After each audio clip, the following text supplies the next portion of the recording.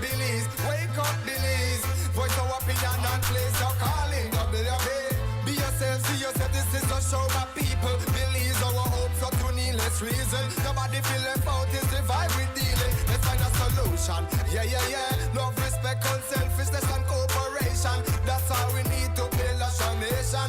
We are the people to make the changes. We are the changes. WB.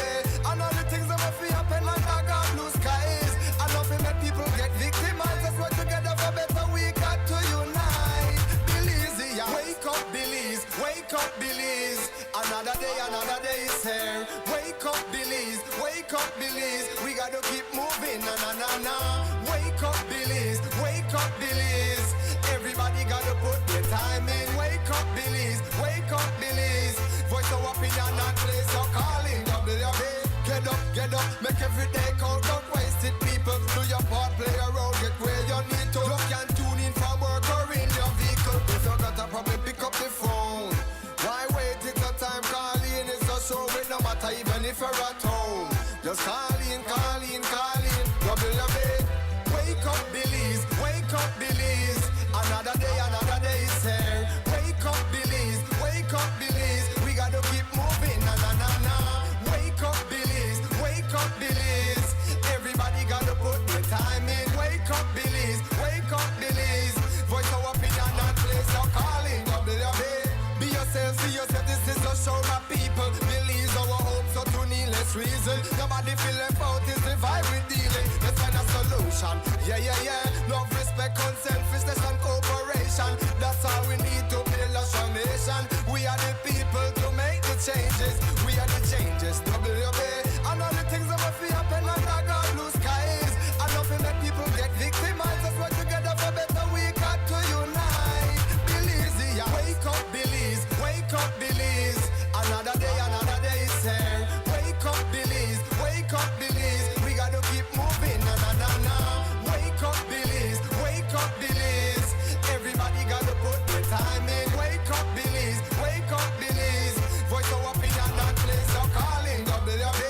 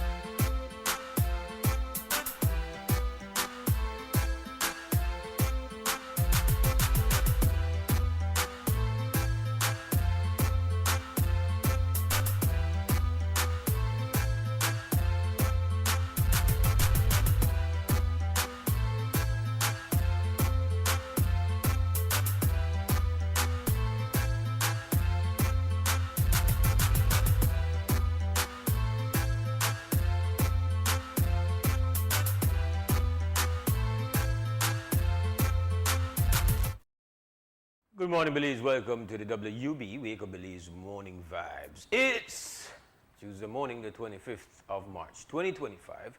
Wherever you are, we hope that your Tuesday morning is getting off to a beautiful start. I'm Mose, Hyde, hosting the conversation today. And we want to welcome you all to our house here, Zinc Fence House, House of Cremandala. You're watching XTV, listening to Creme Radio, or it is you got us lined up on your apps or social media streams. Those, of course, who get us via simulcast coverage. We're glad you're here. We hope that your morning is rich with excellent health, your energy level is full, your vibrations positive, and you've got time on your hand, or space, or flexibility, or all the above to engage with us before the morning is out. This is WUB, Wake Up Billy's Morning Vibes, and right now, we start as we normally do. Slowly, and then after that, pick up things. We got a bit of news for you, but before that, we've got your morning weather forecast from the National Meteorological Service. Forecaster Catherine Cumberbatch tells us all about today's weather. Good morning, Billy. A moderate easterly airflow supports generally fair conditions. The 24-hour forecast for Belize and her coastal waters calls for sunny skies today with a few cloudy spells, and high temperatures today are expected to reach 86 degrees Fahrenheit along the coast, to 93 inland, and 80 over the mountains. Tonight, the skies will be partly cloudy with low temperatures of 80 along coastal areas, to 72 inland, and 65 in the higher elevations. Showers will be isolated. The winds will blow from the east at 10 to 20 knots, and the sea state will be moderate. A high tide will occur at 7:46 this morning, followed by a low at 12:39 in the afternoon. Another high will occur at 6:58 in the evening and a low at 11 minutes past 2. The sun will rise at 5:52 this morning and set at 4 minutes past 6. The moon set at 2:32 this afternoon and rise at 3:48. The outlook for Wednesday and Wednesday night is for mainly fair conditions, and only isolated showers can be expected. In the sargassum forecast, the chances of more sargassum affecting beaches across the country remain high as satellite and surface observations continue to show an increase in sargassum mats over the area. And in the fire forecast, the risk for forest and brush fires will remain low to moderate over the next 24 hours. And that's your morning forecast that was prepared here at the National Meteorological Service. The first private radio in Belize since 1989, Creme FM presents news, informative, accurate, current information, local, regional, and international news, weather and sports. And now, the news.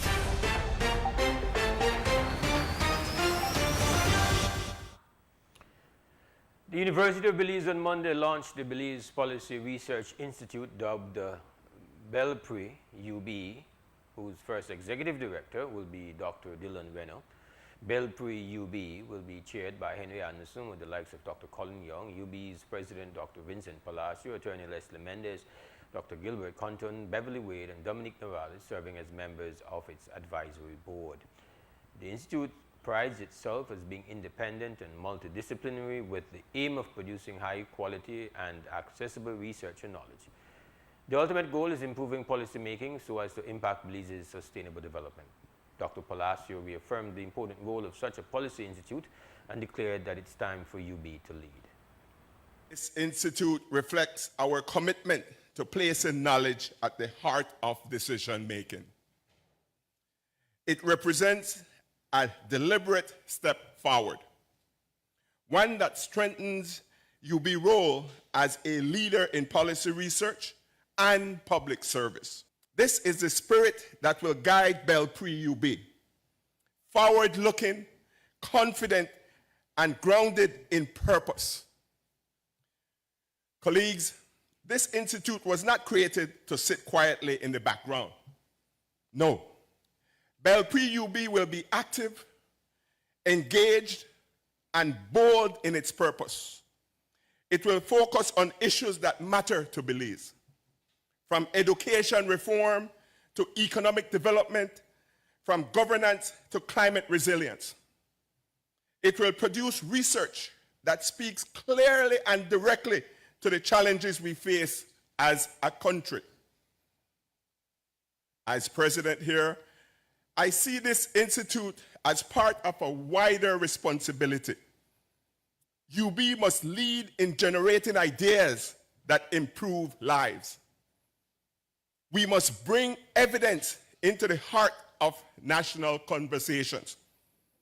We must train students to succeed in their professions and to contribute meaningfully to society.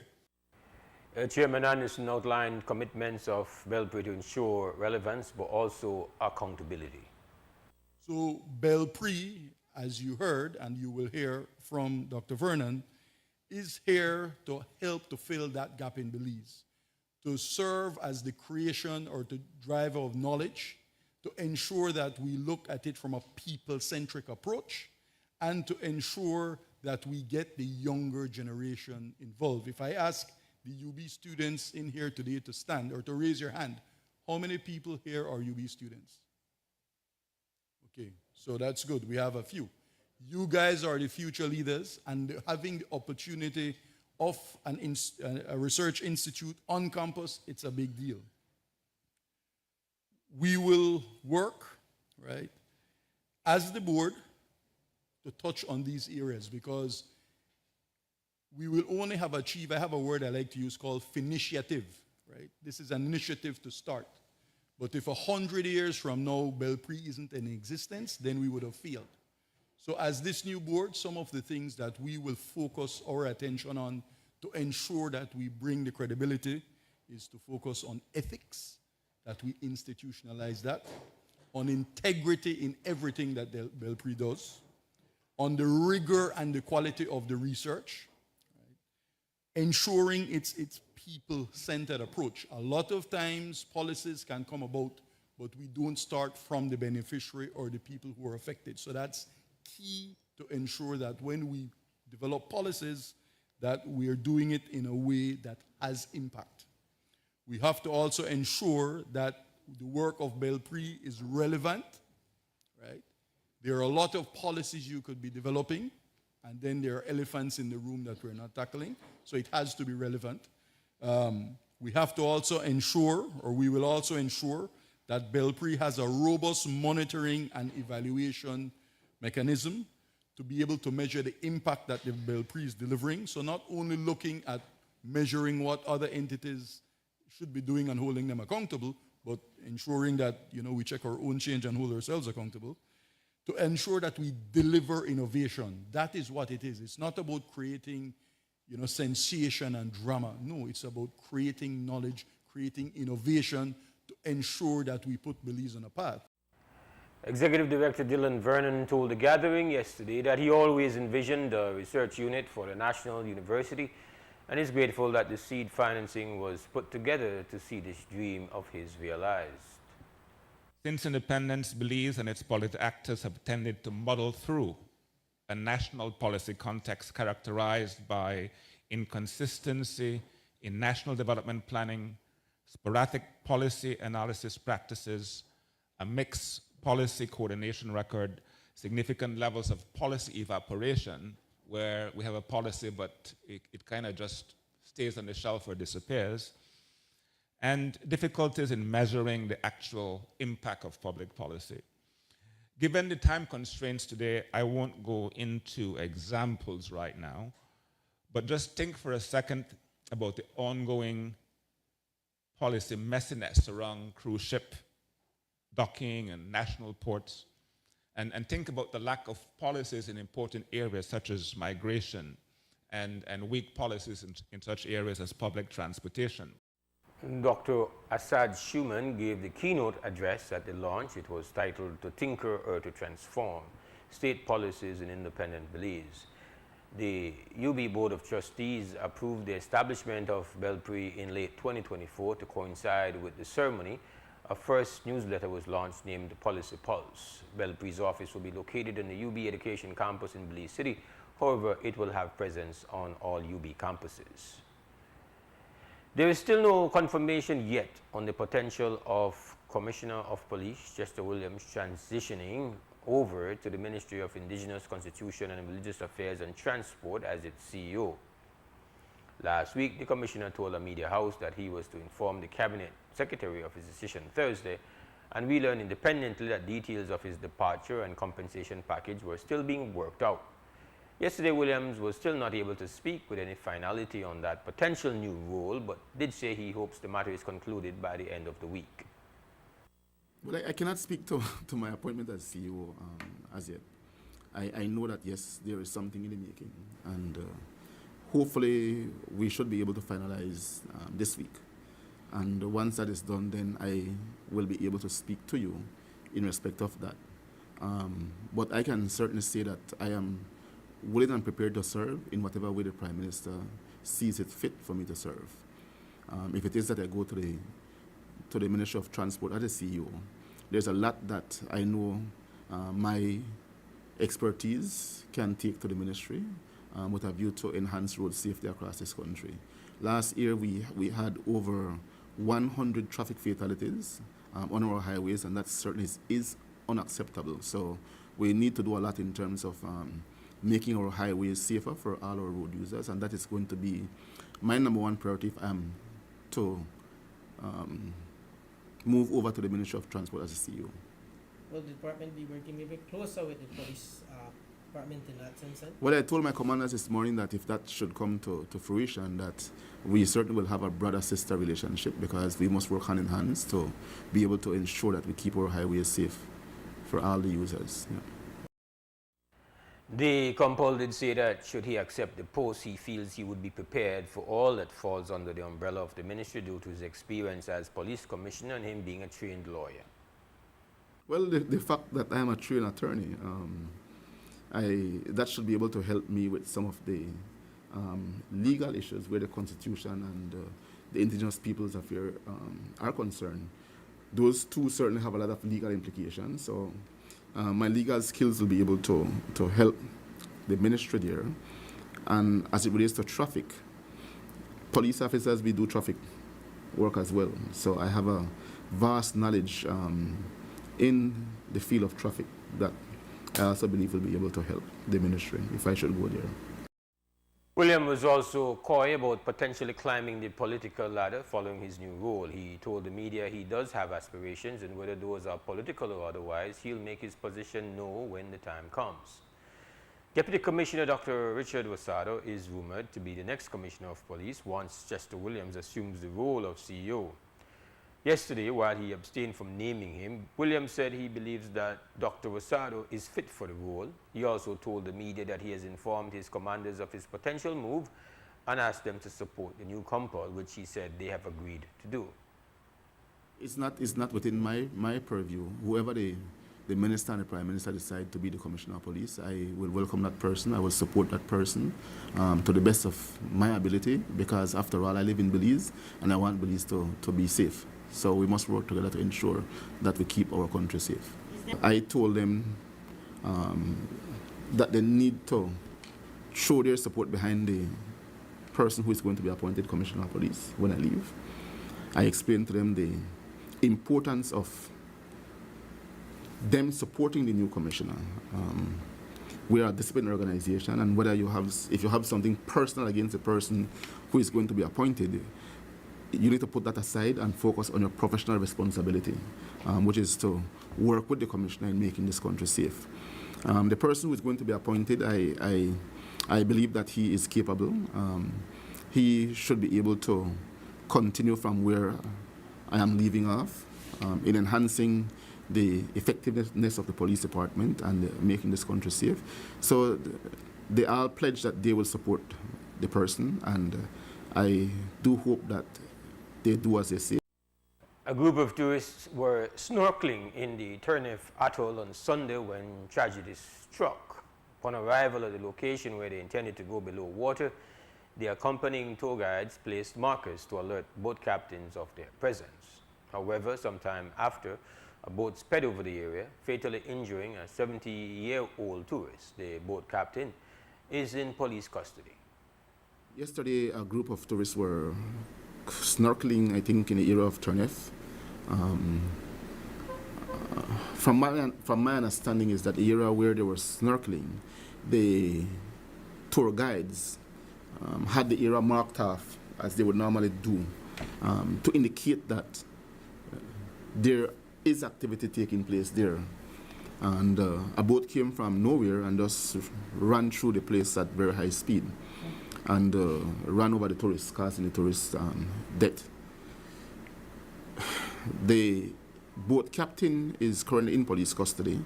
The investigators and personnel from the port authority went out to the scene this morning. They should be returning sometime this evening. But from what I am seeing, I'm not going to be the one to determine if the boat captain is to be charged or not.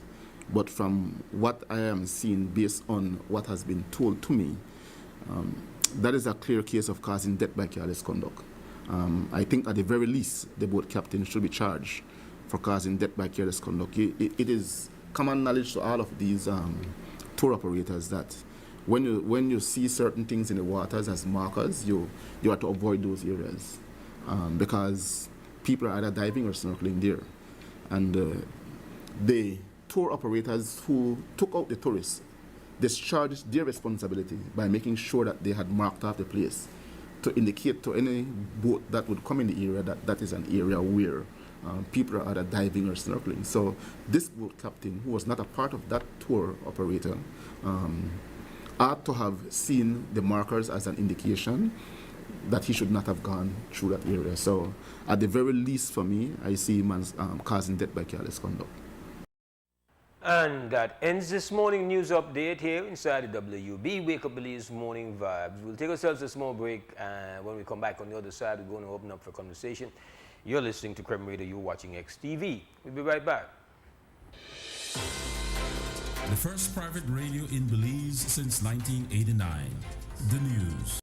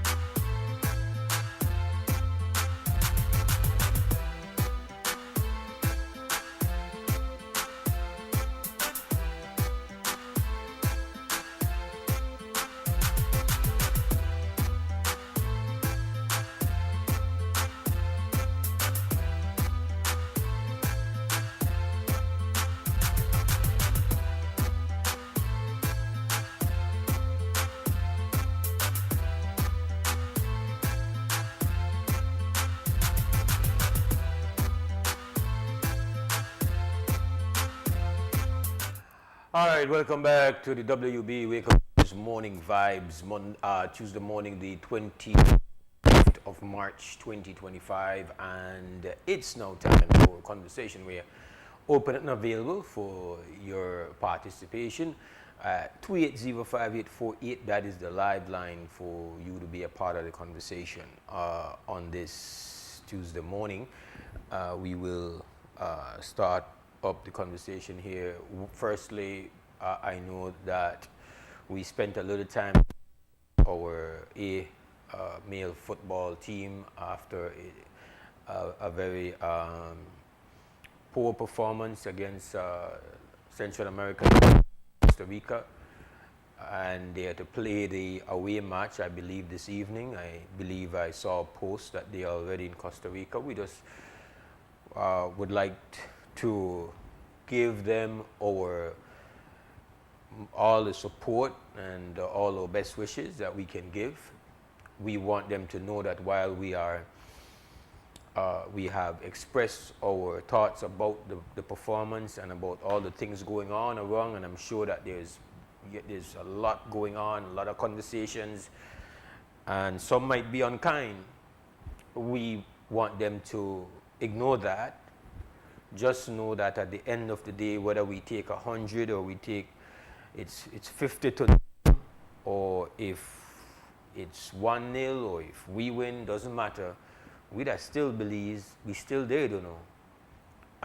We still got nothing but love and believe that you all are quite capable of demonstrating Belizean resilience, and that you will be able to steady the ship and give your very best. And once you have given your very best, both as individuals and as a collective, you don't got nothing for hang on your head about, you don't got nothing for be shame about, you don't got no time for study naysayers or those who just want to be negative. So just keep on yourself locked into the game. Know that most people here that you are representing with that Belize on your shirt want nothing but the very best for you. And we know that you are probably in your rooms, you're locked away, and you're not listening to this show. But if there's anyone that hears, please let them know that we are rallying with them 100. We want them to stand strong and to give it their very best. I know that there's a lot of cliches, but it's factual. That's where we are. And when you meet an opponent that's better than you, and you have fought and you've represented that Belize on your chest with everything you've got, that's all we can expect from you. That's all we want from you. We know that there are a lot of other things going on that we have to have conversations about. We hope that those who are the caretakers and those who are, on duty, that they do the kind of deep soul searching, do the type of deep inquiry into some of the things that they can do better. Because the performance is not only based on 11 players on the field. Performance begins long before then. And we know this. So don't feel that you are carrying any burden or you're carrying any shame on you. That's not anything near what we are feeling. So be lions, young brothers, give it your very best, and we will accept the verdict as Belizeans that love our team. We love our team, and we have to make you know that. I don't know you guys personally, but it's already an outstanding achievement to be recognized as one of the very top footballers, to be so good at what you do that you have been chosen to represent the nation. So stand strong in Costa Rica. Be lions, fight, be organized, work, be together, and that's how we have to stand. Krem, good morning, WB. Good morning, Brother Mose. Good morning, sir. How are you, my brother? I'm okay. What's going on, bro? Yes, Brother Mose. Brother Mose, I want to make two points. It's very important. The senseless murdering of our young black man, and all black men, all youths in particular, and all life in particular, but it has reached to a stage now in belief that it is undeclared civil war and genocide being meted on our young black man. Now, slavery have a lot to do with it because a lot of our youths, I don't know, they don't really know themselves. They don't know their history and culture due to this 500 years of slavery. So I am proposing that, one, we deem drug trafficking and gun as terrorism, as terrorist organization, which would have to be legislated. Those would be one of the area in order to show that, hey, as a government, as a country, we are serious. We cannot allow our country to be turned into what Colombia or Mexico present is. We need to take the bull by its horn. And secondly, the system that Bukele have implemented in El Salvador, we definitely see that it have worked. Now, I am not for any type of state apparatus in order to control our people through any military means or any means whatsoever to infringe upon the rights of our citizens.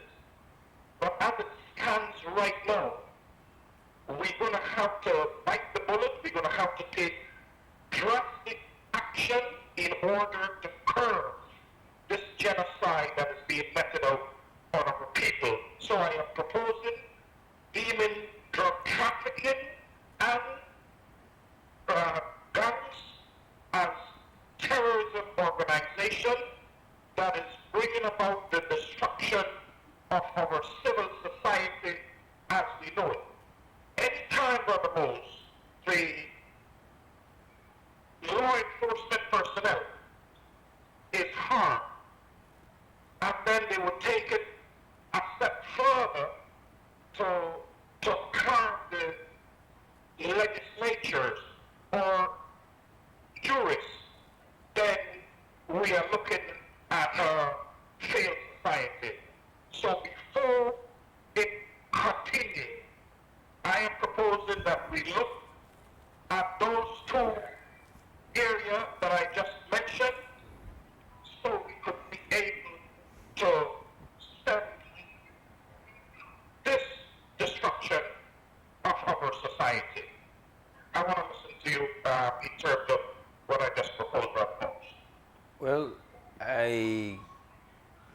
I'm a bit puzzled that you are advocating for the type of extreme approaches. You say you are not for Bukele, but everything that you have described is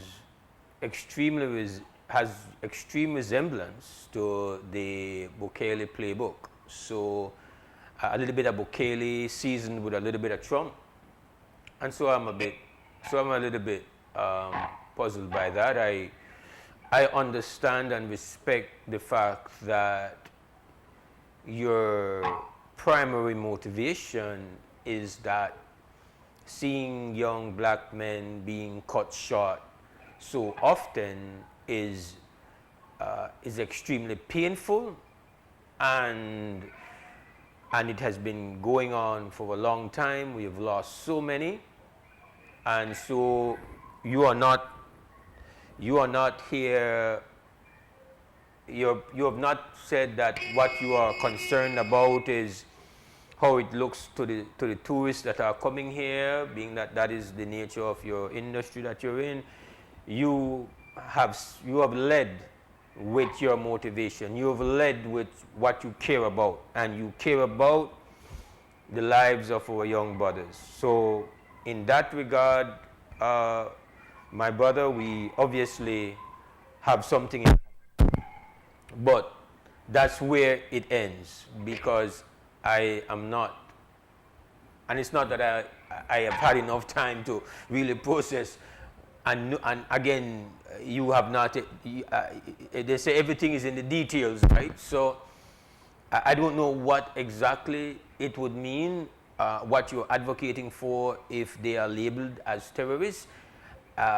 If they are labeled as terrorists, how that has played out in other places is that the way that they can be dealt with is differently.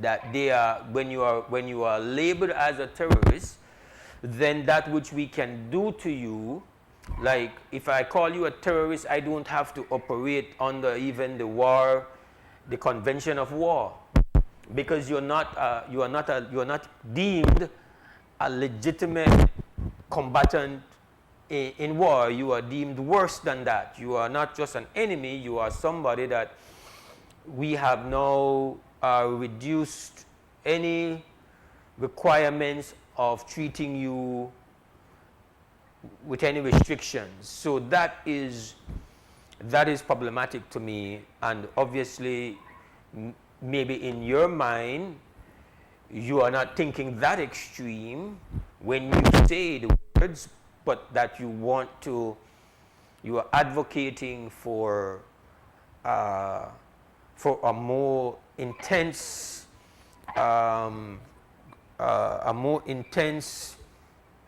gloves off approach to dealing with the problem, and you have every right to say that's where you are leaning to. I will think about it, what you have suggested, but my initial reactions are those. But as you know, things, some things matter, that we also have to recognize that we are all contributing to, but one of the things I tried to on yesterday. It's an unusual topic, but we live in social media. It's 2025, and I saw, going through some social media pages, that one of the big things that happened over the weekend is this sensational young Punta rock star, sensational, Hubie, who exploded on the scene a couple of years ago, and then he got in there was some domestic situation, I believe, last year, and so he was in the news for that. And then we have now this weekend where he went on a stage at a huge concert in Danguiga and said he needed to take a time away from the music because he's dealing with some mental stress, some mental health issues. And apparently, according to the reports I read, he was mocked. Now, the problem I have, why I feel like that is a topic that we have to talk about, is that if I were to come here this morning and say, man, I am not feeling well, my body is going through something, I have to go and get my body well, so I won't be on the show for a little bit. Everybody is going to be supportive and, yeah, take care, you need to eat better, you need to exercise, and we'll be supportive. If I come here and I say I'm going through mental stress, I'm going through some mental health issues, I'm depressed and I'm not feeling well mentally, there will be those who will be supportive, no doubt. But in some areas, people are going to ridicule me. And people are going to, especially in our culture, think of that as being weak. And this feeling that our mental wellness is some kind of indicator of how strong we are. It's as if we were to say that if somebody gets sick, somebody gets the flu, somebody gets some condition physically, that then that person is somehow less of a, especially men, is less of a man. You can't be a full man if you get sick. Well, that's not the way we think. But that's the way we think of mental wellness. We do not have the respect for our vulnerabilities mentally, and we have not moved off of this very uninformed position that mental unwellness is synonymous with being some kind of inferior human, especially a male, and it's even for women as well.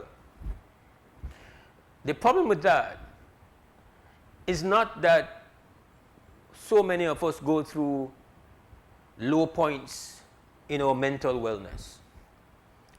Very few people have been mentally well, perfect their entire life. If that has been your journey, lucky you.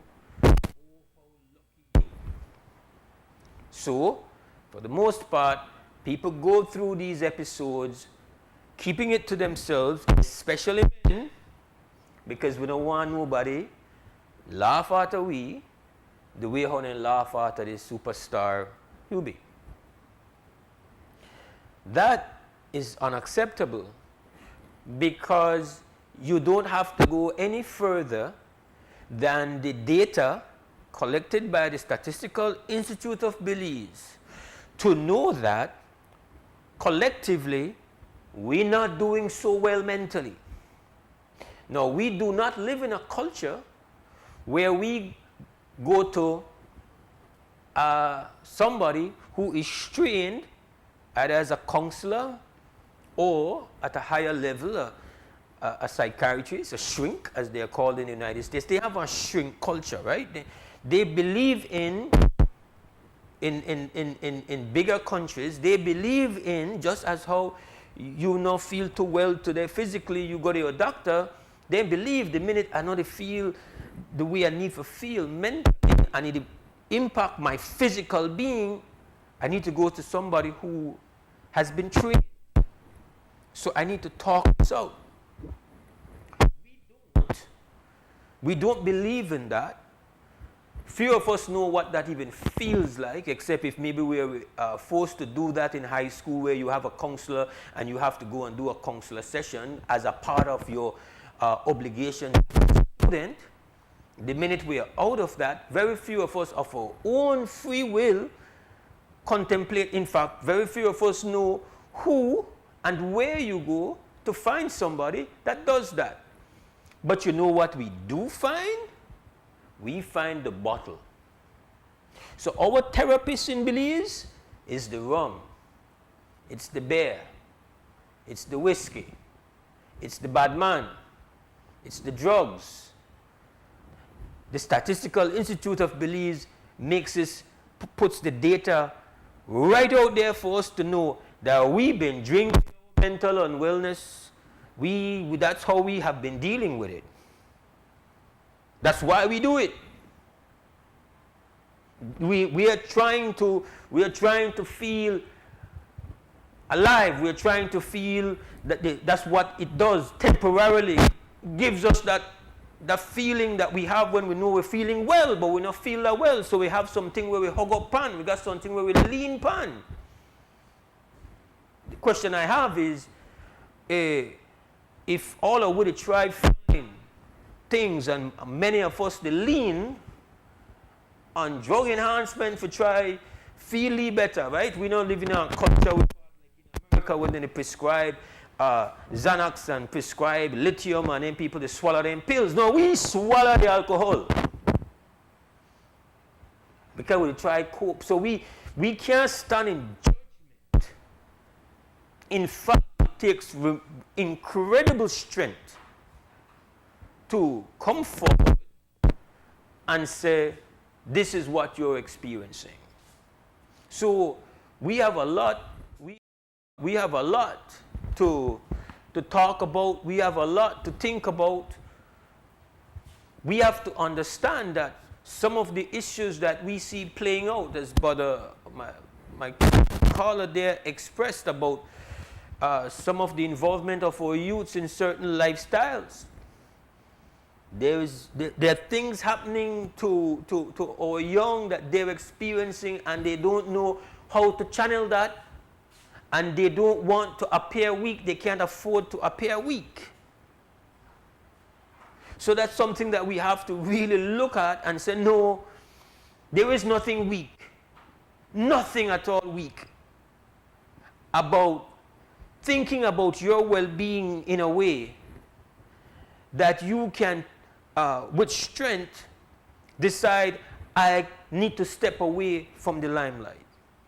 Artists in particular, their wiring tends to be, they become artists because they are sensitive. They're sensitive from the standpoint of they observe things, they absorb things, things become a part of them, and then through their respective art, they're able to channel it into a painting, into a song. That's how art works. If you think about how many artists end up becoming victims to alcoholism, become victims of drug overdose, drug abuse, it's almost a cliche. Spectacularly gifted performers, beautiful art, and they're living troubled journeys and trying to cope, and they find different things to cope, and some of them are not the things we want them to take on. So we have to have that kind of understanding. Is it that we are just going to be comfortable with this very primitive understanding of what mental wellness is? No, we have to grow. We have to grow, because when we become a more honest, and when we become a more empathetic society and community towards that issue, now we create an environment where people feel more comfortable to go look for solutions. We have a call. Krem, good morning, WB. Yeah, good morning. Good morning. You know, I think I heard you speak about drinking. Drinking, you know, what are the culprits to this drinking that is happening to me?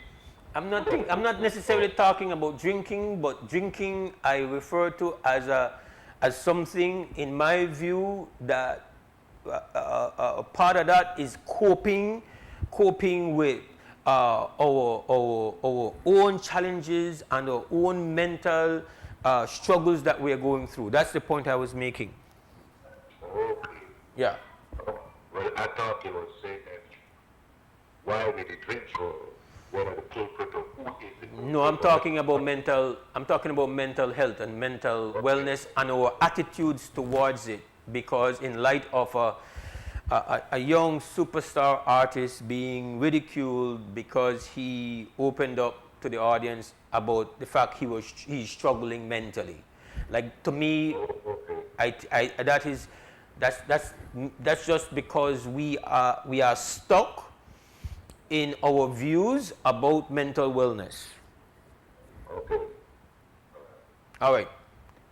So I met Pulu over the weekend, and Pulu is saying to me that from the feedback he's getting on the ground. And one thing about Polo Lightburn is that he's very plugged in. He moves around, he's connected to a lot of young people. He always is a good barometer, a good source to know what is current. And so he was dropping on me that crack is back.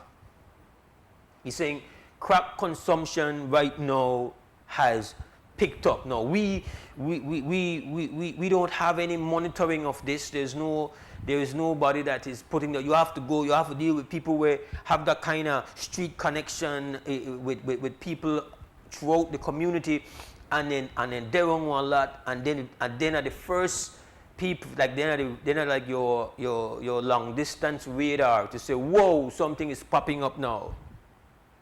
So once Polo drops something upon me like that, either like, even though it is not confirmed data from the SIB, even though it's not from a police press release, even though it is not something told to us by somebody official, that's a source that I trust for that kind of information to say, hey, crack is back. So we had the peak crack times in the 80s and 90s, and indeed in the 2000s, late 90s, into the 2000s, we definitely had a decline in crack places, in people who were becoming addicted to crack. We definitely, and one of the, and I think it's a very logical, and it sounds very solid to me as a theory why we have this, is that, so Polo is saying, the folks in the latter part of the 90s who were growing up could look at the generation before them and they could see the impact that crack had had.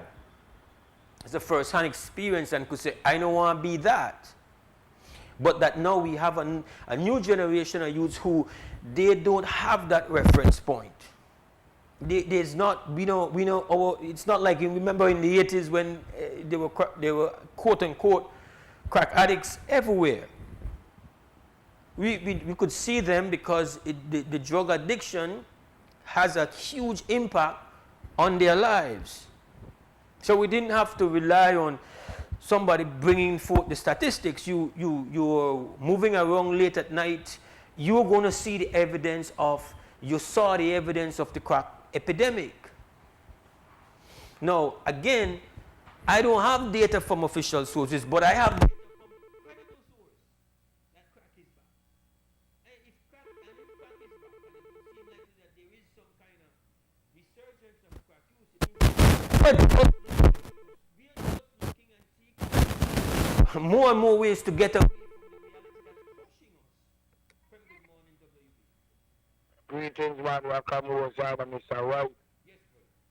I don't see only 2 minutes for time for me who are in thanks to God from our man over things as well, the I was only things that we had the community by West Europe, right, Madraka. And I want the people of this country, all right? Right after them, right after the people of this country. Every day I mass community service to West Europe already. I got a whole school I go to right now. I just not go to the other way, back out of the school because 2 sides of all the way they go into the middle. They have a big Madraka. And they ask the politician then before election to follow up the other way because when it rain, the source of the people that came out like the New York boy, a big Madraka. But I also want the people to know I must work to was for about 3 years with no resources, nothing. But I found it from my heart today, 3 years. Now they allow you to hear me, say about Mr. Bubutama, Mr. Stampa, and I never know why the man must work today. I don't must a lot of work back out here, because I so understand me. A lot of work for our young, they get in for our charity as well. The people know the goodness of my heart, so I was the car to make the people know why you not stop. Even though my pickup truck, I still run my truck and I stand the budget. But John was saying, you don't stop it up in your hands. I just carry on right. I just want 5,000 as truck. You understand me? And you don't realize you can't just go after understanding Madaraka. But Bridge, right now I heard that you call me to cut you out and I cried for 5 minutes and I can't stop my water from I run the take out the work and bash big bridge. So I just want people to know, you understand me? I give myself to Jah anytime I'm ready to do. People call me up and say, I don't want to go nowhere no time soon. Because the work that I bash with the people of this country, Madaraka, he give me strength every day of this Madaraka. Then see a time to the Madaraka, I know the born up and no politician, but I want to pick up them there the way, but I chop that you all in, go on and see all in the street. Where you dig out the drain and it's dry, it's easy, but you know, road that. But I want a couple of things. I want to dig out, I want to send me chop that you by way. When I see the run straight, we straight down to the canal. So why not dig out so that the water could go to the canal because you to reach you by West Europa. We straight flood out and then you're the question because no drain to let you there. I don't pass to go to the drain too by way of this Madaraka. So I want to send the tractor to dig out to the canal so that the water could flow the bridging. Then I got two meters, you know, the dropping right there, so by the lead and by this up the hard to this so but before we will blow out yesterday and I heard the guy dropping, they can already go. I was trying to send somebody to change them 2 meters, you know, between all these streets by I think I'm manual carry, so when straight down one to and go to the view to the Kinero, the Madaraka. Yes, Madaraka. And I see the right now from the community, my machine, and my bike, and I got a radio, right sign up, we can move. I tell me how to do it, but it's starting. Yes, Madaraka. Yes, my brother.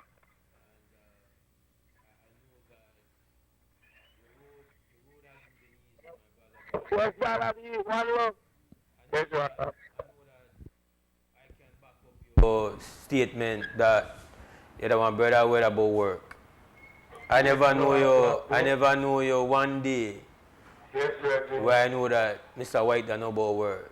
You're an example of 100% beliefs and resilience where even though things now come to you like easy or pretty or silver spoon, you know one day make a system broke you. You resist with just work. I mean, I see up on Facebook, they show the picture of your hand. I see you put the picture of your hand, birds. And anybody will say, Mr. White Hand. Like I've never seen something where speak so loudly without words. Like when you see Mr. White, you can't cut me short because I'm not done and I don't want done. No, that's why I put up on the hand right now. I get a hand. Yes. I read 7 and I read 25 yards for the hand there. And I just have to shift over to the next one and the next one I get bigger like that because I got my own psychology in my head. I study everything every day. Go through my rocker.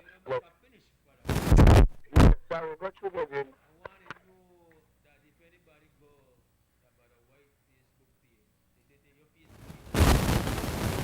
Yes, my rocker, Stephen Lily White. Stephen Lily White. The My White. original.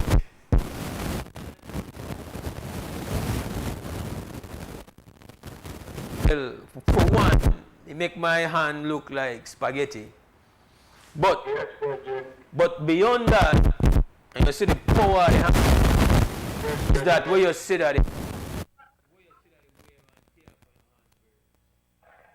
Yes, but you how to get strong now.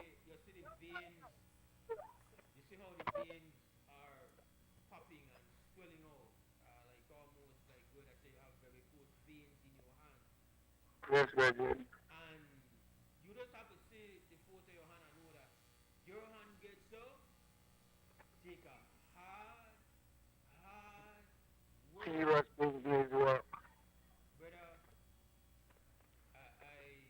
we, you know, it's like, I just have to say that I got love for you, but I got immense respect. Yes.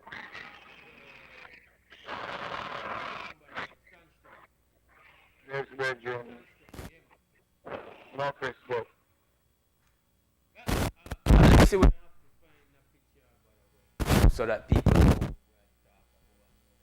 know hyperbole or no make up story. We have to find the picture about a white tan and show it. But I guess right now what we're gonna do that just slip into 2 cents calm, and then we're gonna take a break and come back this Tuesday edition of the WUB Wake Up Belize Morning Vibes.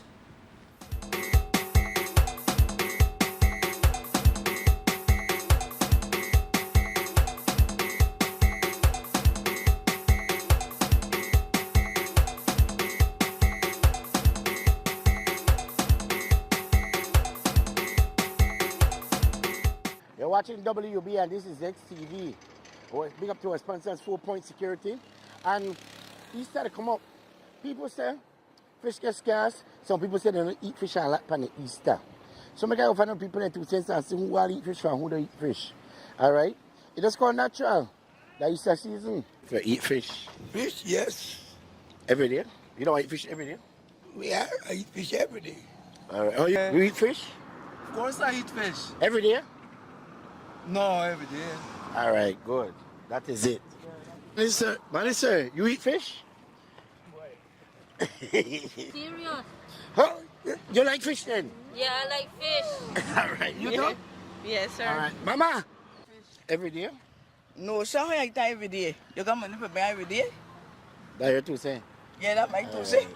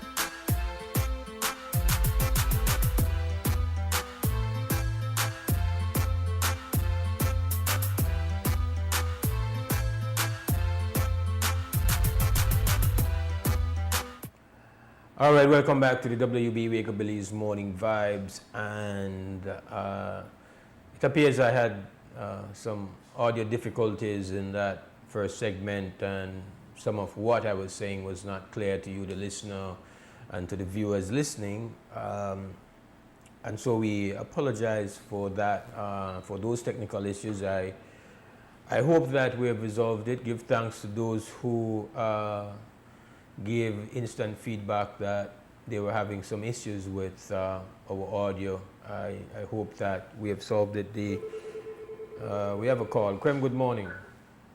Good morning, Believe Sister Yaya. I have a couple of things I need to reason with you about. First, I'm calling last Monday. I asked for blood donation for a stranger. Only for a couple hours later, I found that I had my niece needing 5 pints of blood. So I was saying that the past 2 weeks, I called this morning again.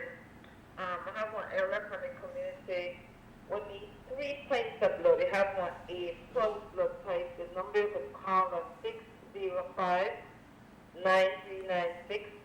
605-9396. The family don't want to say the person's name, but if I say the person's name, community must be our blood the donation drive, but the family don't want to say the person's name, so I'm not saying, because the person is well known and loved in the community. One elder, 77 years old, one brother. Anyways, so in the past 2 weeks, there are 4 people who came to me about blood donation. So I did learn more about blood donation than I ever knew before. And I want to thank everybody who donate blood in particular for my niece, Makeda Marin, of Kaden Marin, get the 5 pints of blood where he get last week. But check this out, more than listeners and viewers. They turned back 18 people. 18 people that turned back has the criteria fit to give blood. So if you have tattoo, I think in the past year you can give it. If you have liver spot, that's what I tell you.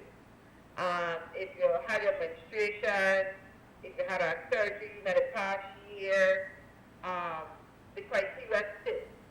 But what so I said to Brother coach me, right? I said, listen, if me, I would know, I'm making my business for no thing. Never know what that the criteria or the blood donation situation that is. We'll think about everyday people. So I noticed that they have a volunteer organization and they will tell me I believe National Blood Transfusion Service. That is blood bank for Belize. The Belize National Blood Transfusion Service and the blood bank for Belize.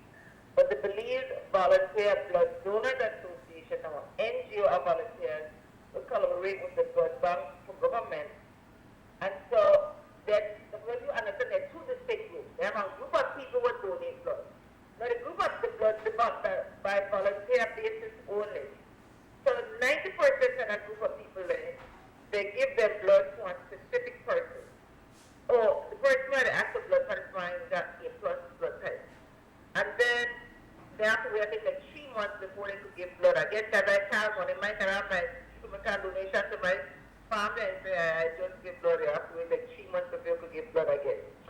But I think 2% of the population is what I'm being told are blood donors. Because, in a culture that believes to just, nobody don't want blood, you just go after your blood. And it's, you do it because you're healthy. They have to make sure, they don't take anybody's blood, they have to make sure you're not good standing.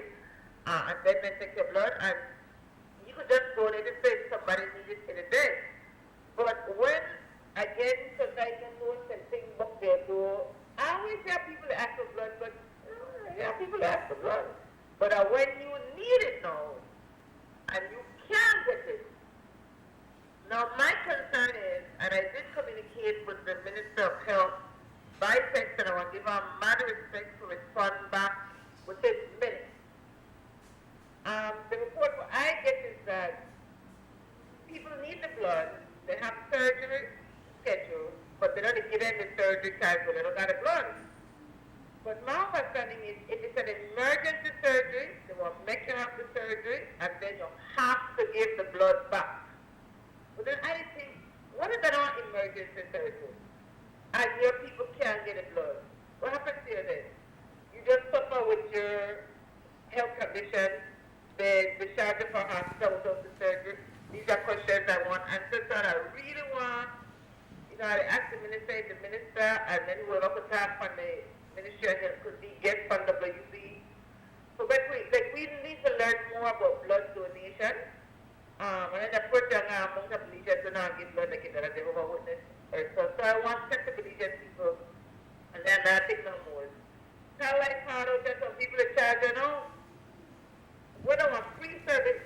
No, some people are charged. And if you're not buying, some people will even pay. Now, I don't encourage that. I don't know how much in the pay. I just know that I read out I will. You think you fairly knowledgeable of blood donation, I believe, Mose? If I have a Fairly good grasp of blood donation, I believe, like how the thing works and so. No, I generally, the part of it what I know is that over the years, often people will have to try to get the word out using the radio. Even before WB, people would reach out when they're in a... So this has been an ongoing thing where people end up in emergency situations where they have to try to get the word out to the community. So that is the part of it where, that's the part I have experienced, where generally people are in a desperate mode and are trying to get the word out for a particular type of blood. And I think that the one thing I understand, and I don't know which one specifically, that there's a particular blood type that is not like easy to get, and so those people are generally like in a more desperate situation than others.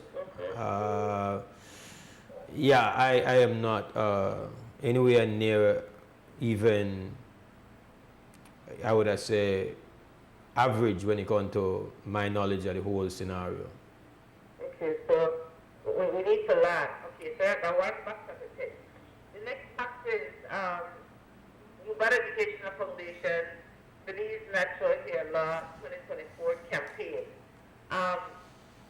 Right now, 4 hours, once a month, the protest in front of the Ministry of Education building on North Front Street. Without that permit, can I don't want to give me one so they can correct me anytime.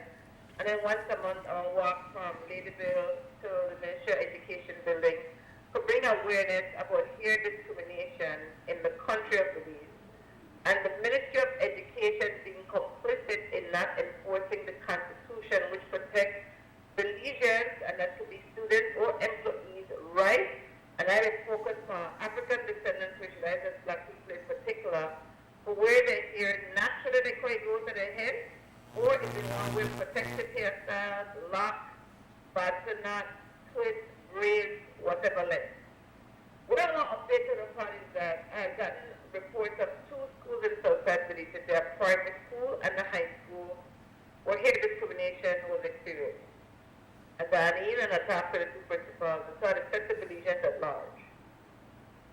In particular for Belizean students, the students they will need family support. The only way the next generation will become more active to gain knowledge and speak up enough for their own interests, that if they could do it when they're minors or they have support at home, and for parents really not encourage another generation of Belizean youth to just go up, just go up, man. They need the education, just cut the hair, man. Just put up the braids, man. Just go. We don't want that continue. That's why we're in a situation with of constant oppression, because enough of we never learn to have the courage, to have the skill set, to speak truth to power, and for other people to be with inner unity. So I set the parents and the students sit down with them today and encourage them for whenever they go to school, our school administrator, anything to them for their hair, other than have to clean, area have to clean. It's ask the school administrator no disrespect, with no loud talking, with no attitude. Calmly ask the school administrator to put their request in a writing. Whatever the benefit is for here, put it in a writing. My phone number is 671-850. We've done this before and it works. When you get that letter from the school, and I know they hide and the because we did that we for protection. When the school administrator gave the letter, send the letter, well, copy it to me. He has sent to the attorney. The attorney wants to send the school board one letter. And then we have to see how the school board responds. Now, what often that could mean that, you know, that's why you did that, that the school will start to watch you differently because you get courageous now, you are challenged to a system. So then they may, just to be real, they may look at your child, if it's across every tear, that's every eye kind is slip, then they come to you. Now, if they want to send your child home, the school have a responsibility for make sure they talk to a parent or an adult who is responsible for that child before you send that child home. School administrators, management of schools, especially the religious denomination, make sure on the school administrators contact parents before on the send children home for not adhere to on a colonial care. No, what's our interesting? There's been a sizable population of Belizeans who think, yeah, you're wrong. They have to learn to follow school rules. And it seems that there's no reasoning with them. And I mean, people were surprised me. There's no reasoning with them. Because their mindset is that's the rule at the school. Well, I say they will put in 2 cents for that the people there more, make them get that. You don't just follow rules because the rules. Like to just blindly follow rules.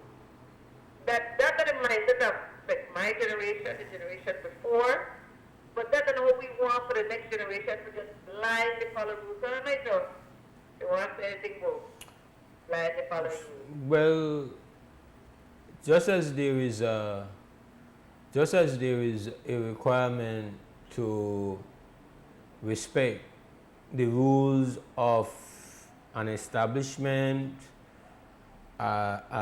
respect the rules of and conditions of an employer, then administrators, school boards, employers have a responsibility to respect the rules of the nation. So if you are defending rules, you can't just defend rules up to the first level of authority where you experience. You have to defend rules of those authorities to abide by rules, and then the people who make the rules have a responsibility to put in place rules that are moral and just. So at every level, there are responsibilities. If at any level you have a break, then it all crumbles, you see. There is a need for it to be challenged. What you are advocating for is for the law itself, and even as it's presently written, even as it's still right now, legal opinion is that it prevents this from happening. So essentially, people who are conservative, that's their right, who are advocates for things to be done properly, who are advocates for you to adhere. If they want to have any credibility, they have to be advocating for these institutions to adhere to the Constitution.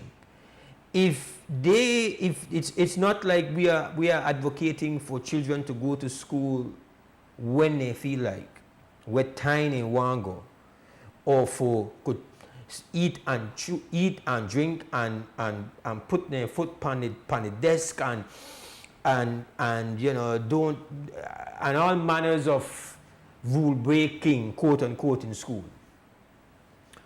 we're challenging discrimination. And if the rule is written in the code of the school, then it is a discriminating rule and a discriminating code that contradicts the Constitution. And so you cannot maintain your reputation as somebody who believes in rules and discipline if you're going to allow any authority to discriminate and to do so when contradicting the highest law of the land, the Constitution. You're really to contradict yourself in a very profound way. Respect. Today at day 203 since on behalf of the World Educational Foundation, I called the WC to raise awareness about this systemic human rights violation and denial of Belizean students access to education. Since then, we got a new education minister, Oscar Kenya. To my knowledge, and if I'm wrong, somebody can correct me.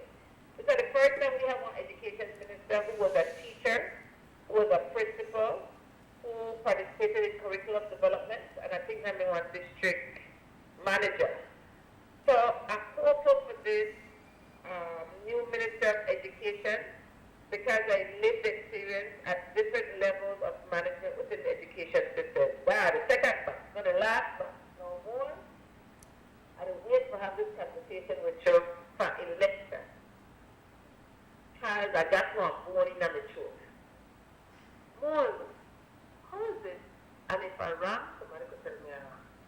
That no media house in this country, including to we media house, and especially to we media house, when announcing that Tracy Tager Patton is the new woman leader of the opposition, and at the same breath, they recognize the Chinese American male, nobody during March when it's in a woman's must say that she was a black woman, that she was an African descendant.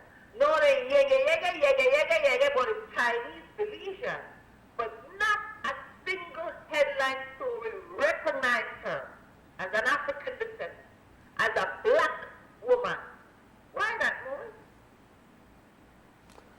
Mose?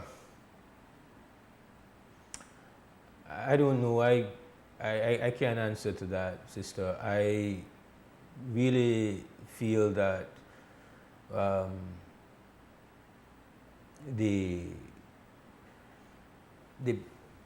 what it is in Belize is that the fact that she is a woman, being that has never happened before.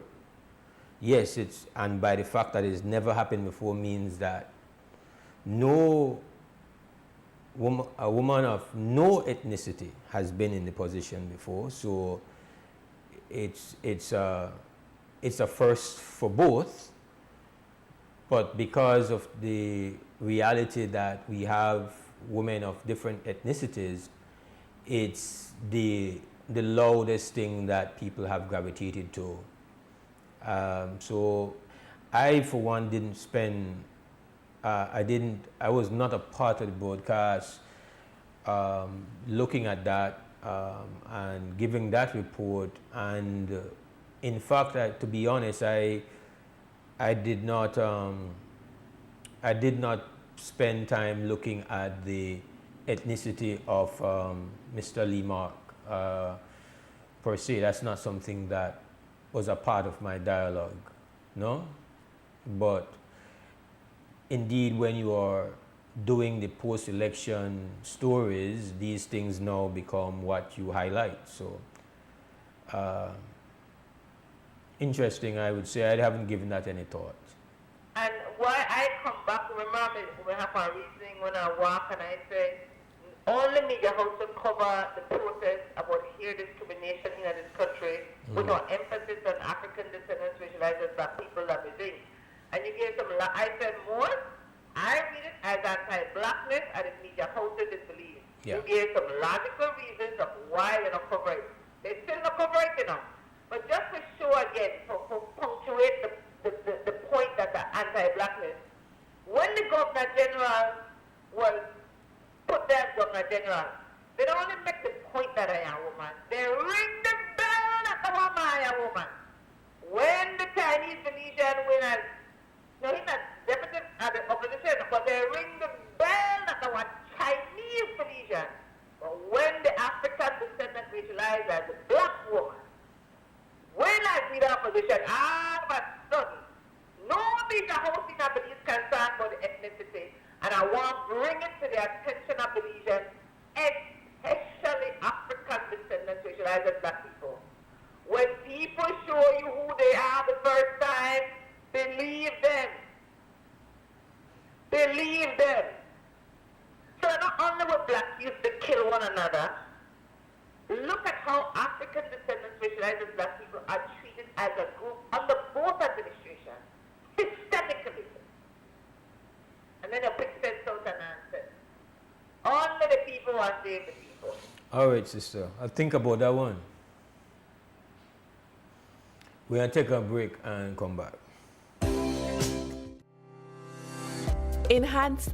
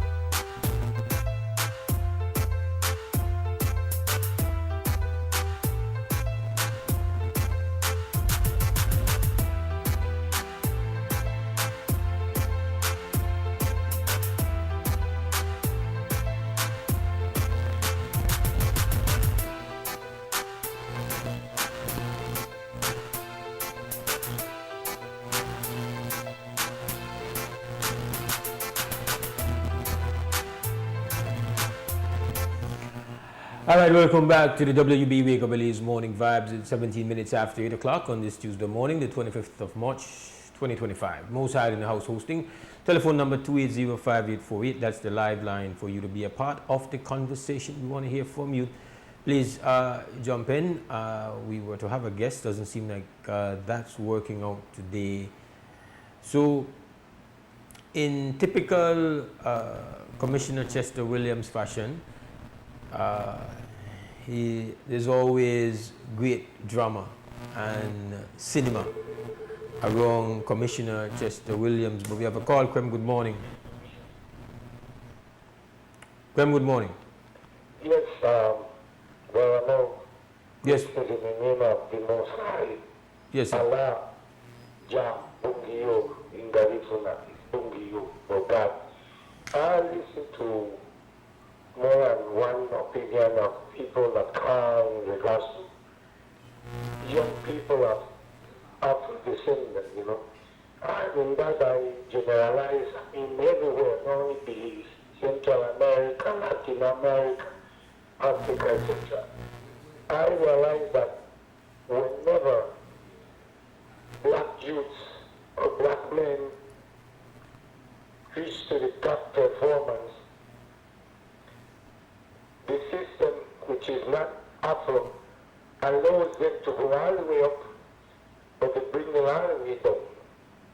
As soon as when they get up there, they find a way to break them down. They accuse them of all kind of stuff. They do rape, they do this, they do that. But the intention is to carry you up and block your back down. And I don't know, because of my vision problem, this young man in the US thinking him something that it comes, something like that. Have you heard? You mean Sean Combs, aka P. Diddy? Is he an Afro-descendant or Arabic? Yeah, he's Afro-descendant. He's an African American. He's a black man. Okay, well that's exactly my point. Every time a young person, Afro-descendant, goes to the top, fitness, sport, whatever they do, they let them go and then bring them down, bring you up to block you down. So sad. Analyzing then another point, I listened to the Garifuna, the commercial of the brother that passed away, that good brother from Honduras. Aurelio Martinez. Aurelio, and I realized one thing about them. The lady that was giving the program on the radio about something going to happen, he said, the Garinagu, which is the correct, Garifuna is the language, Garinagu is the people. The Garinagu is like a tree of thousands of roots and branches. Nobody different. Whether you are in Belize, Guatemala, whether you're in Ratan, whether you're in Livingston, Labuca, is one people, and that's what I know about them. They don't look at one another. Oh, you know fire, or you know that I agree, or you know something like this, you know something like that. That's shame to know that because other people coming from another country and being black, oh, you know like that because you know that I agree. You know something like this, the same slave accent. That's what I call it. Because black people speak Spanish, French, Portuguese, English. It's not because they want that. It was slavery, the result of slavery. So stop discriminating. I love one another like the Garimago. I have a lot of friends traveling from Honduras, and when they reach Belize, I have so many friends and family when they reach Belize. When you go to Livingston, Puerto Vallarta, when you go to Los Angeles, Chicago, they got so many welcome hands waiting for them. I am not a Garinagu descendant, but I felt the love, Wanada, by Bonisky, I say Wanada. I felt the love. I went to a lot of Garinagu villages in Honduras, Guatemala, and I realized the way how they welcome me. They welcome me like if I was a son, prodigal son coming back, and I was a complete stranger. So that love we need to have. Yeah, I think you're talking about when I spoke with Mrs. Gwen Nunes Gonzalez. That's what you're talking about. Are you there? Yeah, that's what you're referring, right? I'm analyzing all the points that have been discussed in your station, in your program, and the one with the money stew. So I the Alabama was saying something else concerning us again. Whenever you go, I go, somebody else go. Let's say when I left Belize, I said Tamaris. Let's say when you left Belize, you said Johnny Cape. But when you come back to Belize, you come back as an engineer. When I come back as a physician. But why is it that, as Sister Jaya said, we don't recognize our own Afro people? When you come back and I come back, and you say, oh, I am the engineer or I am the physician, oh, Choba, you used to say Panaris. But Choba, you said like nobody wants to give you your place. Everybody looked up at you like the past, not like the present. And to wrap it up, the lady said, Sister Yaya said, nobody recognizes the Afro-descendant woman. But I remember you say, you got a lot who love you and like who like you. I'm going to go direct to that point and to that point. I am being vision disability for the past 4 years, 2020, 2024. During the past 4 years, I have been politically discriminated simply because in my division they believe I am a PUP. So if you expect for me to recognize you as Afro, I ask the question, how come you discriminate me for the past 4 years simply because you believe I am a PUP? And at the same time, with Muta Baruka said, none of the P have the solution for me. Nevertheless, I went up and did my vote. I exercised the vote to support. But 4 years of discrimination, it seems to me going to be 8 no, because there is 4 more years. Respect, one love, one other. All right, my brother. Respect to the call. It's 24 minutes after 8 o'clock. This is the WB Wake Up Belize Morning Vibes on this Tuesday morning, 25th March. And I wanted to, you're forced to, there's no way around, right? The drama that is the present and, according to reports, outgoing Commissioner of Police, Chester Williams, who has turned commissionership into celebrity. He is a celebrity. He's a genuine, real-life Belizean celebrity. Krem, good morning, WB. Hi, good morning. Good morning, sir. Yes, I'm following up on that call of the IMA personnel concerning blood donation. What currently is being, the population generally is about 60% blood so 60% of the population is O positive. There are a lot of instances where persons who could be donors maybe aren't interested because it's not needed for a relative or friend or somebody close to them. So I believe one of the things that happens from time to time when you have these appeals is because persons become desperate in that sense. The way the system operates, I've been a donor for 30 years. And in many instances, I have gotten because people have been referred to me, sometimes I don't listen to the persons who are calling. But I have to, in a sense, give them a crash course on how the system works. And the fact that in many instances, the person who is calling and will be calling on behalf of the patient, they could use their phone contact to contact those nearest to them to look at the possibility of getting the donations that's needed. Mike called me earlier this morning just on because he and I have been serving on the committee for a while.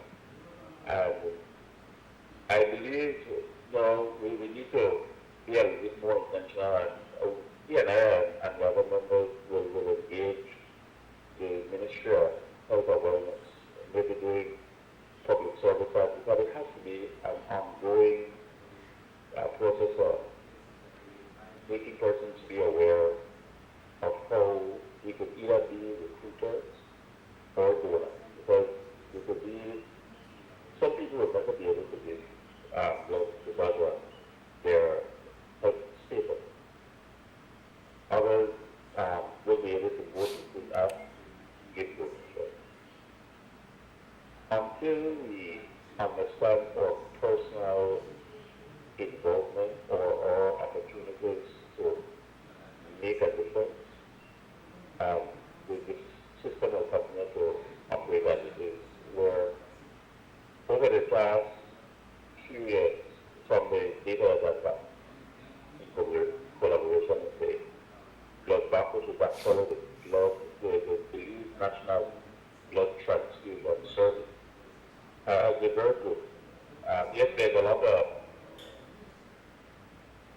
confidentiality system that for as long as I've been, I do not have access, I do not work there.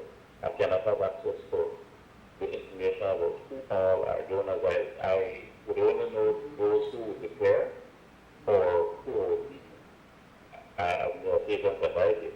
And generally, it would be for every 3 months.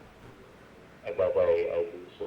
And one of the things that, again, I would like to see, it will require the collaboration of all stakeholders, the population at large, Ministry of Health, ourselves as the Association of Volunteers and Police, Volunteers and Donors Association.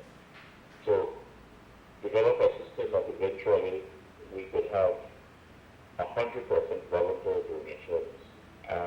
We do not encourage anyone to solicit funds when they're giving a donation. It's done simply because you're able to, and to relieve the challenges that persons may experience when they're having challenge to find donors. We can only have donations from persons who are able to give and who do so willingly, not for any kind of compensation, remuneration, anything at all.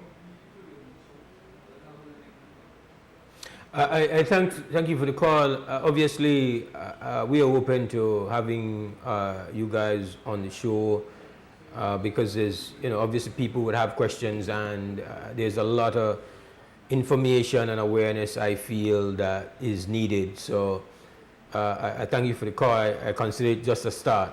Okay? Thank you. You're welcome. Okay. All right, it's 8:30. I go to break. Hopefully on the next side I have some space to talk about the Commissioner Chester Williams. En Belice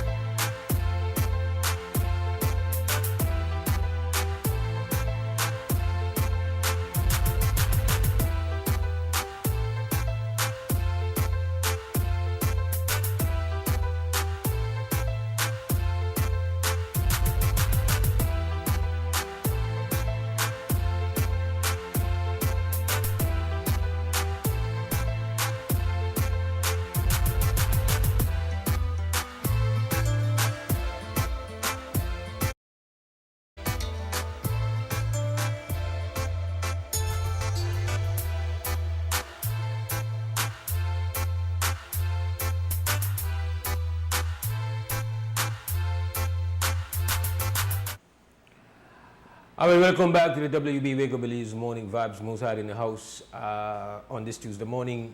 Our telephone line is 280-5848. And before the break, before we got the last call, before they took the break, just trying to give opinion on this moment where it appears the Commissioner of Police, present Commissioner Chester Williams, is about to make a move, a career move. And when it was leaked at some point last week that this was a thing that Commissioner was about to go out and just the among people where they check and have a comment on it. But we have a call. Krem, good morning. Krem, good morning. Hello. All right. It just kind of hit me that of how large Chester Williams has become. So even before he was a commissioner, he was well known. He named the ring up out a road, named up on the media even before he became commissioner. Once he became commissioner, obviously, as I've said before on this show, he's the most interviewed person by the media, period. He dominates news cycles. He looms large, right? He's such a force of personality, and he loves the camera, and the cameras have loved him. And so while other commissioners have tried to have, at times, other previous commissioners have not fared well with the media.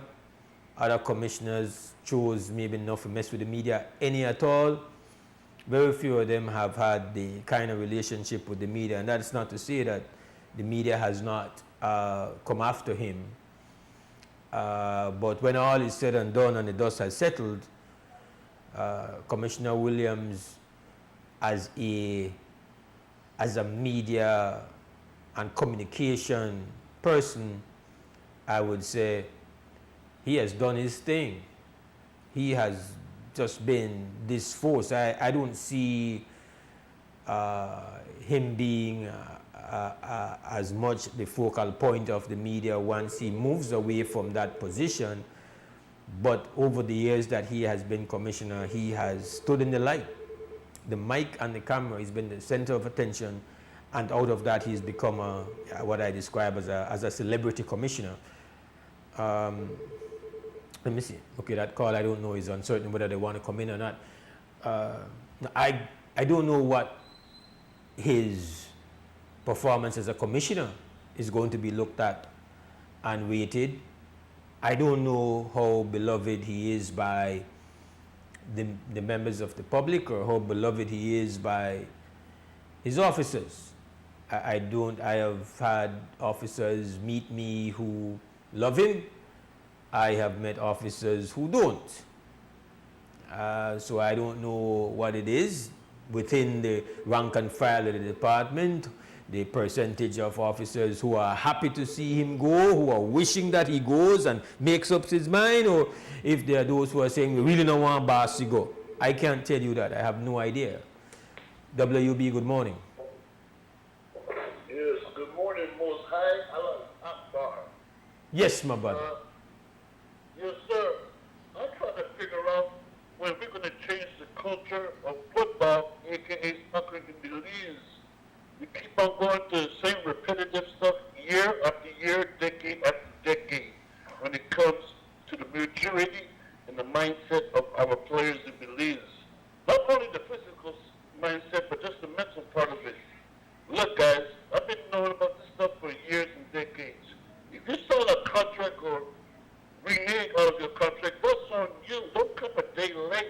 They want to change your contract or your structure. You already abide by that rule already that you signed already.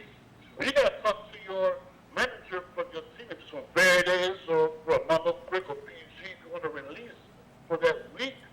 But you can't be doing that. You know, back in my days of playing ball in Belize, we have all of the TV side. We play ball for free. It takes one game to be a millionaire in Belize nowadays. Playing against Costa Rica,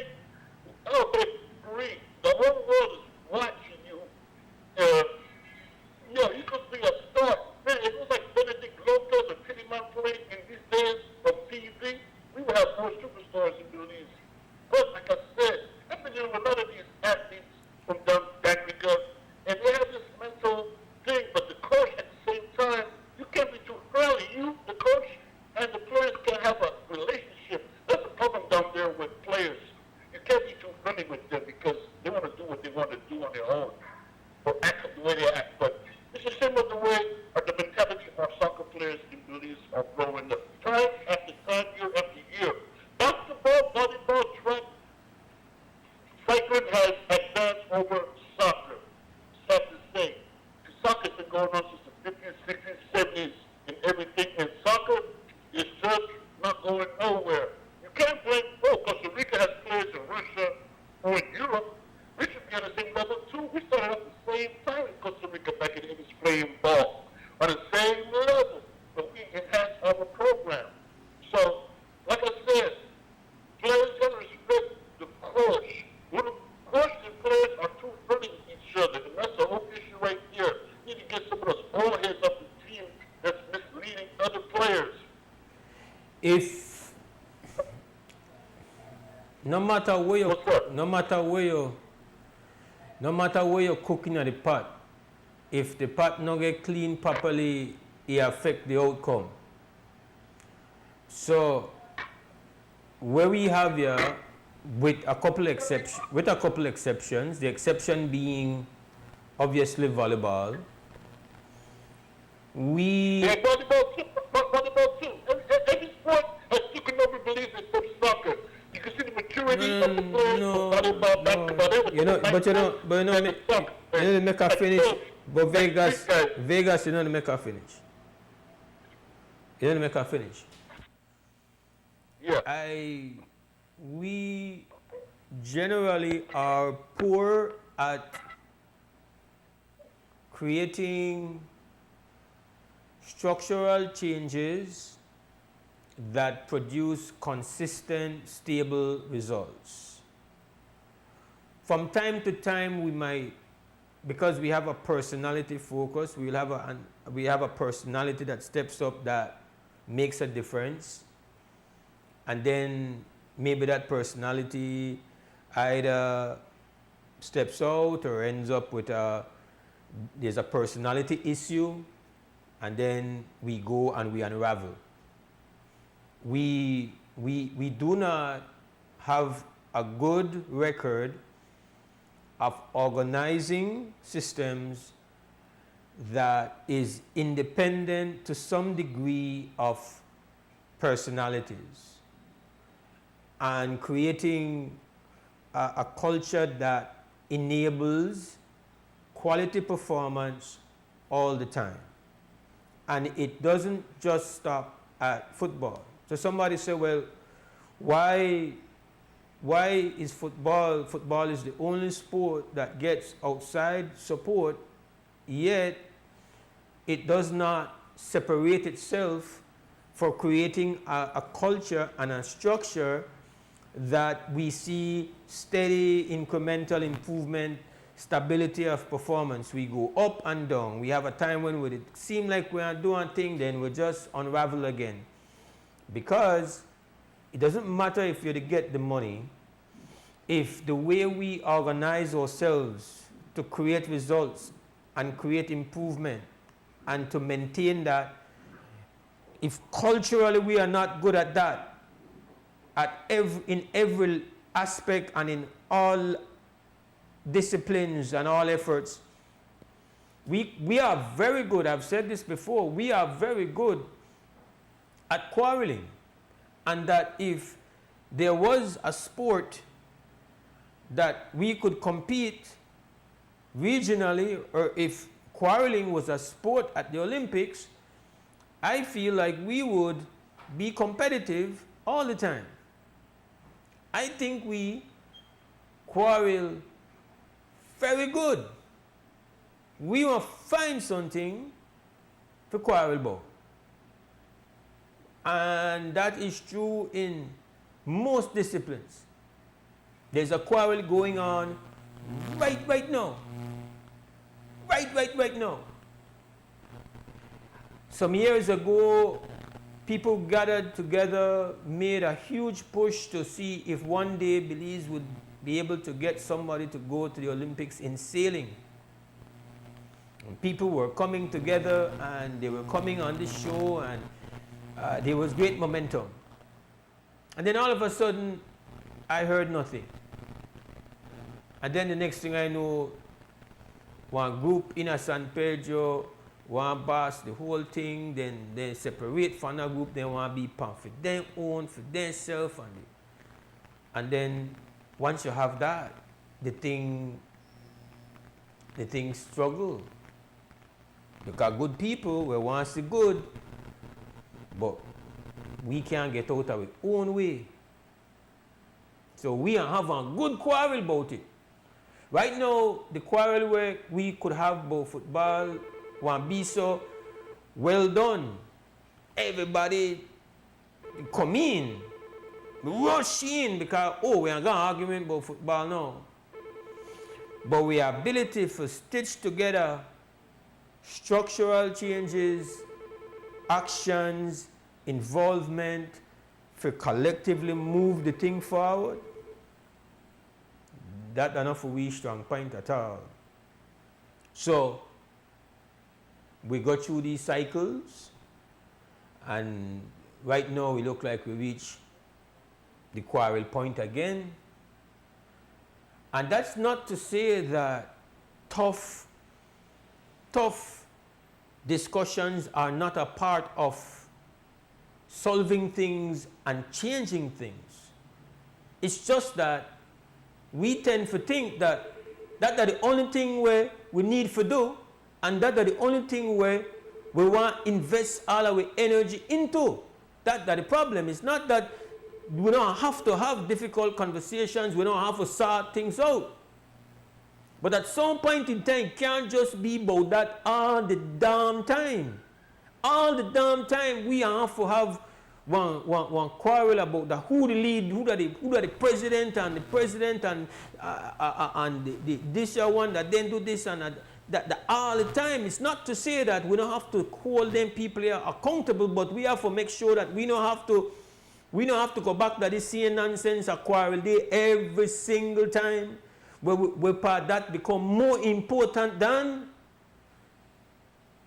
how accessible is fundamental training and preparation to children in all these neighborhoods where love football, that we have programs where they're able to get and develop and coordinate, and people will know how to develop them, and then they get the least support when they could get, and day in, day out, they youth know they could go down one least spot, just like how some youth know they could go to Yarborough Field, or just like how some youth know they could go by Hostel Field, and they know that then programs to get least support, and then they learn the right way, and then they learn the ball, and then got some way to go when they go from there, and when they enter the primary school and the high school, and the same way they meet caring professional hands where they discipline them, mold them, and you have structure and you have system, and president could go and president could come and officials could come and officials could go, but systems remain functioning, healthy, robust, well, properly fertilized for the development of new children who understand when for them time come to put beliefs pan and chest, they know what it is, they know who we are, and they know how we are play, and they are ready. My God, that's it. Quarrel season again, we know if we do that. We damn well know if we do that. Krem, good morning. WUB. Hello, good morning. Good morning. I have been in Corozal, in San Pedro, and even in Acros. And the problem with us, why we cannot excel in football here in Belize, it's just my point of view, and you don't have to accept with me, because, everybody has their own way of thinking. Yes, sir. But I've noticed that whenever we have our boys working hard to become a part of a football club, a football team, when the team don't win a relegation or don't win one position, that they will be able to go and compete with other teams that will be a little bit stronger. We have this nasty habit of putting aside our boys and paying foreigners, even though we don't know that some of them do not even play better than our boys in Belize, but because they are from somewhere else, you will prefer them over our boys, and that is what brings down the morale of all of our boys here in this country. Even if we don't want to accept it, that is and I've seen it over and over and over again for the past 50 years, 40 years, whatever you want to call it, because I'm a 65-year-old man, and I've seen this happening, and I started to play football, I finished playing football, I don't old already, and this morale that has been happening throughout this country, it's not only Corozal, only across, only San Pedro, it's throughout. This not the habit that, and that's the reason why our boys.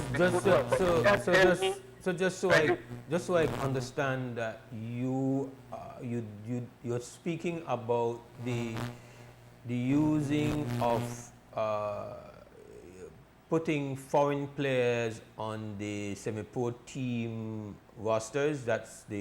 Because foreign players can't play on the national team. So you're talking about the use of foreign players on the semi-pro teams? Yes, sir. That is what I'm saying. And then when our national athletes see that they are, somebody that plays less than them would go on the pitch and perform something that any one of us can do here. These people get paid, and our boys just get neglected.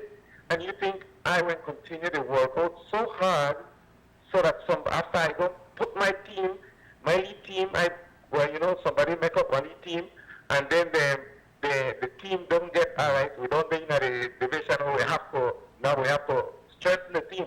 Better remember that team that they want to put you there with them boys, not with the outsiders. And you have to learn. You either, go with what you have, because at the end of the day, everybody know everybody. But if you want to continue that cycle, okay, I don't reach there, so I have to bring them back from outside or idiots are nowhere go and tell you, oh boy, I'm Brazilian. Then they're going to put themselves on, because I'm Brazilian, everybody will look at me. But that's the reason why we will never go nowhere. I am so old that I don't know if you're old enough with me, but remember the first Sugar Boys, the original Sugar Boys. Original Sugar Boys beat everything when they're wrong we. He beat Real Vida from Honduras. He beat Alianza from El Salvador. He beat Cela from Guatemala. He beat Cruz Azul from Mexico. And he beat the national team from Mexico. So you can't tell me from there to know instead of we go up, we go down. The problem is that sickness that we have, that when we don't have we boys, don't perform, then we are look for something where the only the death is our. All right. When we have this, I do not know. The day we decide to, like all they're saying in Spanish, we play like, jugamos como nunca y perdemos como siempre. That's what he's saying here in Belize right now. I don't know if you understand. I don't know if I can translate that, because we play like never, and we lose like always. I hear you. But I give thanks for your call. Obviously, I hear you. So that's anyway, noted. All right, give thanks. Until the day we fix this problem, then we have to be able to do something for the country. All right, brother. Bye. Cool. We take our final break, come back and wrap. Enhanced service.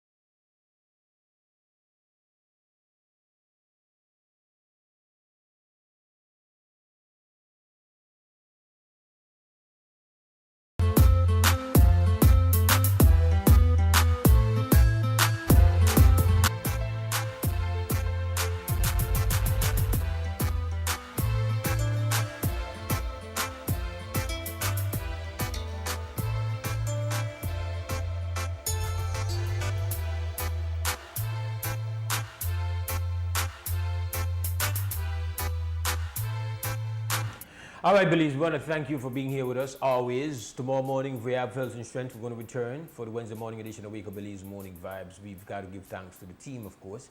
Larry G at Creme Radio, at XTV, the glue, Mr. Cliff Lewis, our director, Alexi Belay. Belize, as always, stand strong, stand firm. For now, we're gone! Wake up, Belize. Wake up, Belize. Wake up, Belize.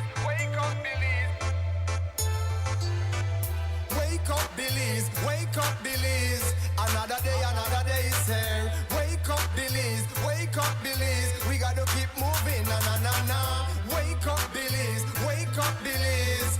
Everybody gotta put their time in. Wake up, Belize. Wake up, Belize. Voice our opinion and place your calling. WUB. Be yourself, see yourself. This is a show by people. Belize our hopes are to needless reason. Nobody feel left out. It's the vibe we dealing. Let's find a solution.